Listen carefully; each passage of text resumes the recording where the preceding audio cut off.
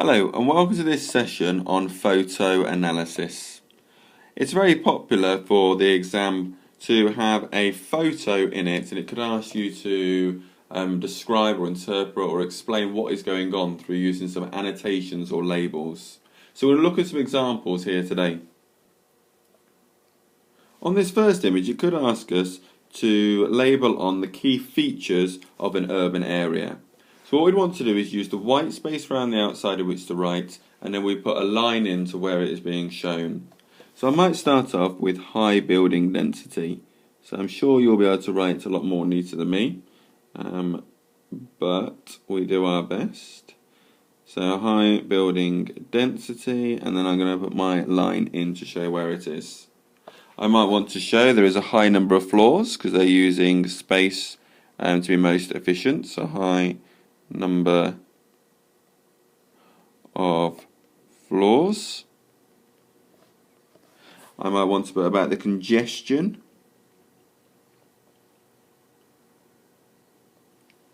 Now it's likely this might only be 3 marks. If it's only 3 marks, I want to really try and make sure I put 4 labels on, so I've got a spare one for the examiner. So I've got my high number of floors, high building density, I've got my congestion, and I've also got the transport network in the form of a railway here. So I'll add that on as well. So I've labelled on the key features, I've used arrows to show where that is, and therefore I've completed that question. Let's have a look at another example. Here I've got an image of a volcano, and again it could ask me to put on the features that I can see. So there's a few things that I want to start off with. I want to actually label where the crater is, because that's an important geographical word that I might want to use. I might want to put the crater rim.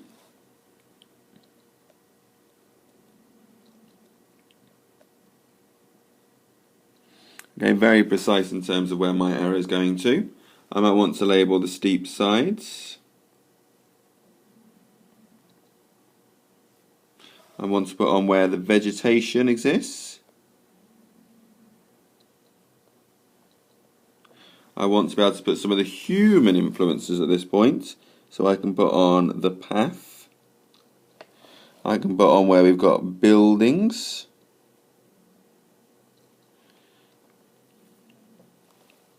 And I also might want to put on this volcanic material that it's been made up of.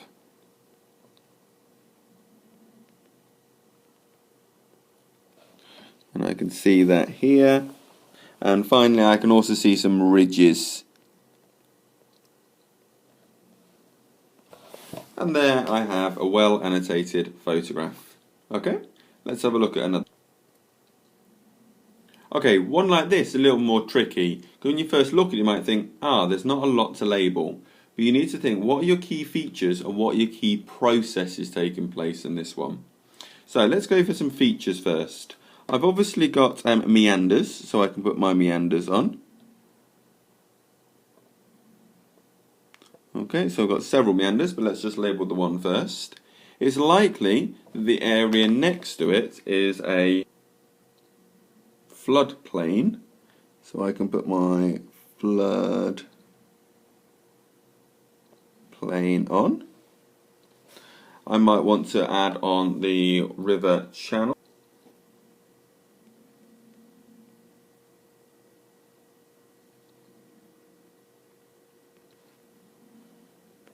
And before I know it, I've already got 3 things. Now, if I think about some of my processes that are taking place, I can consider where is the area of erosion and where are the areas of deposition. So on the inside of the bend, I've got my deposition taking place because the water is moving more slowly. Oh, that's terrible writing. Okay, into here. And then on the outside of the bend, I've got my areas of erosion. And I could put that on any of the meanders that are taking place. I might also want to label where the water is therefore moving fastest, which is on that outside bend. So I could have my fastest water.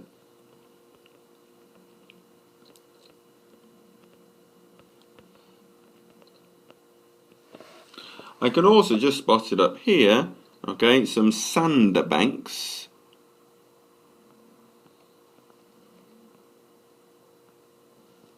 where I've got the deposition taking place. So on here I've been able to label some of my features, but also some of the processes taking place. Okay, this one we've got an aerial photography picture of a hurricane. And again, this is a question that did come up a couple of years ago, and it asked to label what features can be seen. So, the most evident feature.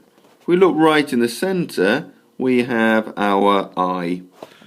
So we can write in, we've got the eye of the hurricane.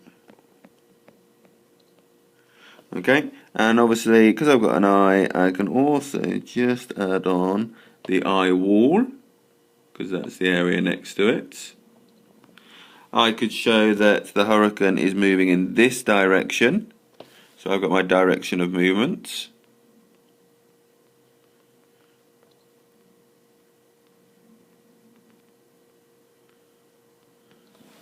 I can show that I've got my spiralling taking place, okay, and it's spinning inwards, okay, so I've got my wind moving in an anti-clockwise motion.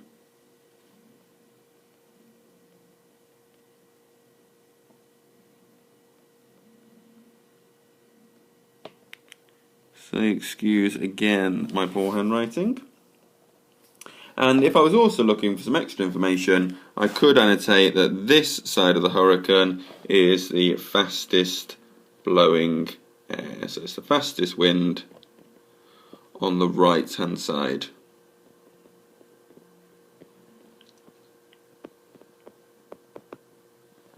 Okay. And the final one that we're going to look at. Here I've got a settlement, okay, and it is in the Lake District and it's Keswick, and it's asking us about what attracts people to areas like this. So I need to look at my whole photo, and it's good practice to look at the top of the photo and work your way down. So if we look in the background, we've got mountains, which gives scenery.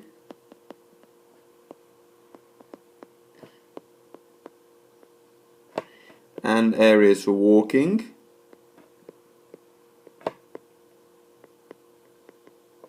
Okay, I've got the lake,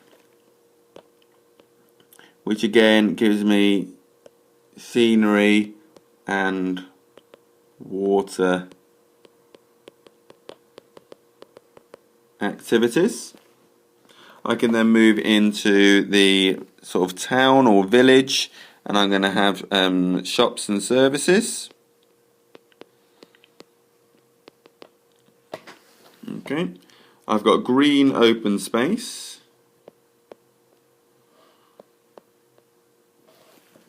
And it's likely that I'm also going to have places to stay. Oh, sorry.